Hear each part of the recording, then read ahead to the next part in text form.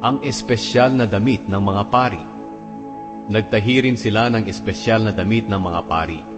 Ang telang ginamit nila ay pinong linen na binurdahan, gamit ang lanang kulay asul, ube at pula. Gumawa sila ng sinulid na ginto sa pamamagitan ng pagpitpit sa ginto at paghahati-hati rito ng manipis. Pagkatapos ibinurda nila ito sa pinong telang linen, kasama ng lanang kulay asul, ube at pula. Napakaganda ng pagkakaburda nito.